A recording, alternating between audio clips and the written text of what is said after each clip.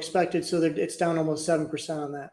There you go. And here's another. We got a higher low already coming up on this green candle. Well, let's go to the next one. Is Amazon out yet?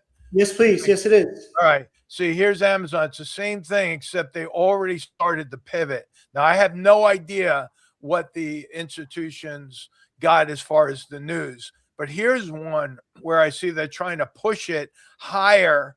And this is one where they may try to open Amazon up a little bit higher tomorrow, and then they'll sell into it on the opening. So if, let's say for a moment that this line, this vertical line I'm drawing, is the opening of tomorrow's market, you're going to see prior to the opening, which is going to be in the gray area here, they're most likely going to try to push that up before the opening. And then on the opening, they're going to do one last push, and then they're going to start selling. You'll see massive amounts of selling coming in.